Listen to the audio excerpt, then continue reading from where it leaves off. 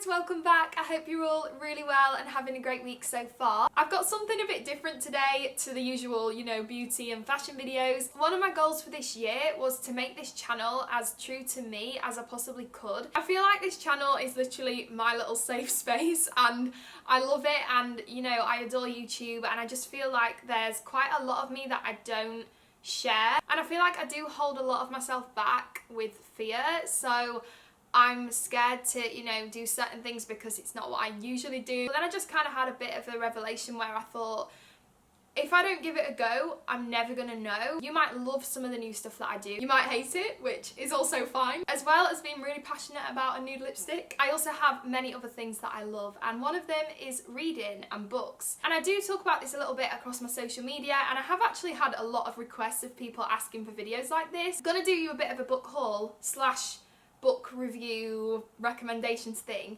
and I'm also wanting to kind of start our own book club. Now, I'm not entirely sure how this is going to go down, if it's going to work, but I thought it would be so cool if in every one of these videos throughout the year, so monthly, I choose a book that we can all read, and then we can talk about it in the comments and stuff and keep each other updated on Twitter and chat about it on Instagram. Obviously, if you don't want to, that is also absolutely fine. Feel free to just watch the video. But I thought that'd be a really cute idea, and hopefully some of you guys get on board. That'd be really cool. Sorry this intro has been really long. Obviously, it's my first one of these videos, so I had kind of a bit of stuff to say, but if you do enjoy this, please give it a thumbs up and subscribe for the next one. So I've actually bought a lot of new books recently, which is why I wanted to do a book haul, but then there are a lot of books that I've read recently that I really want to share with you. So first of all, I'm going to go through the books that I've already read.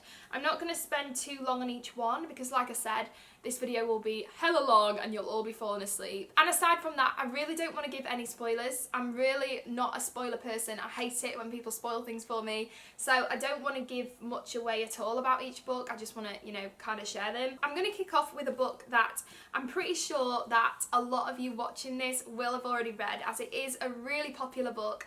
And I know Zoella has talked about this before. She's actually quoted on the back. And when I've shared snippets of this on social media, you guys have been so interactive. Loads of you have already read it and were really keen to know what I thought of it. So it is All the Bright Places, and this is actually the most recent book I read. I actually finished it yesterday. The story of a girl who learns to live from a boy who wants to die, and it's by Jennifer Niven. The best way that I can summarise this book is that it is heartbreakingly beautiful. It tells the story of two teenagers, Violet and Finch, and throughout the book it kind of flips from each one of their perspectives, but it's really cool how you get to see the story through both characters' eyes. There is the theme of mental illness that runs throughout this book, so it's heavy topics, it's quite a heavy read, and it's one of those that gives you all the feels. It's funny and witty and relatable, but then at the same time it's really upsetting, and it just kind of takes you on a bit of a roller coaster ride. I do like to read young adult fiction quite often just because I find that it kind of takes me out of my own head because it's really easy to digest. Without spoiling it, I feel like this is a book that is going to stay with me for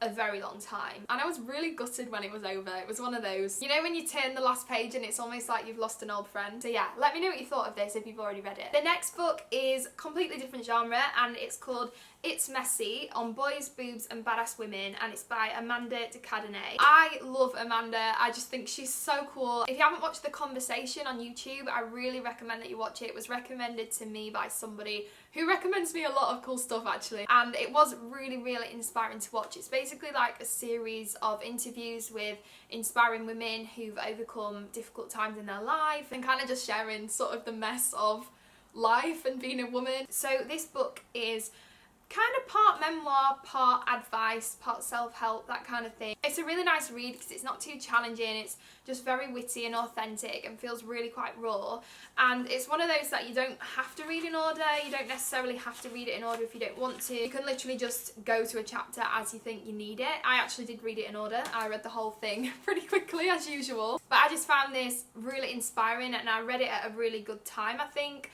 I love stuff like this that kind of just reminds me that, it is okay for things to be a bit messy, and life's not perfect and everybody's got their stuff, and shit happens, but you can be okay. And that's kind of the message that runs throughout this book. And again, parts of it were really sad, but then parts of it were really funny as well. Sticking on the same theme, this is a really similar kind of book. This is Lily Collins' Unfiltered. No shame, no regrets, just me. I love and adore Lily Collins. I think she's an incredible actress. I love her as a person. I love everything she stands for. Again, it's really authentic and raw, and it sounds like Lily. Opening up can be scary, something I know to be very true. We worry that no one can relate to us or understand our problems. We worry that our struggles define us and that our quirks make us weird. But believe me, if you open up and let go, the only thing you'll feel is free. Using our voices allow us to connect with one another and realise we're never alone. And I feel like that really sums up this book. Another thing I'd say about this book is, even though it does touch on some really heavy topics, again, I don't think it's triggering. I think it's written in a really sensitive way. And I mean, you could argue that a lot of stuff is probably held back for that reason, but I think sometimes you need that, you know? So yeah, I really enjoyed this and I would recommend it. The next book that I wanted to talk about is possibly one of my favourite books I've ever read, and I know that is such a bold statement, and it was a recent read, so I'm probably being a little bit biased for that reason. However, I love and adore this book, and it is Eleanor Oliphant Is Completely Fine. Something about it just drew me to it straight away, and also the title just kind of hit something with me, because fine is a word that I just find so interesting. What is fine anyway? Because from my experience, it basically means I don't want to talk. I don't want to talk about it. Let's just take this conversation somewhere else. So I found that quite funny. Eleanor Oliphant has learned how to survive but not how to live. I really don't want to give too much away about this book because it is such an incredible story. But the theme running throughout this book is loneliness, so it does sound like it would be quite a upsetting book, which at times it absolutely is, don't get me wrong. I definitely felt all the feels reading this, but it's also incredibly funny. There were a lot of laugh out loud moments. I love Gail Honeyman's writing style. I just thought it was spot on. Pretty much all of us will be able to relate to Eleanor in some way, or you'll at least know an Eleanor in your life. And like I said, there is some really serious topics in this book, but there's also a really positive message of hope. And I honestly really hope this book becomes a movie. And I rarely say that because I always find that the book's better. And when I watch the film, I'm a little bit like, should have just been the book.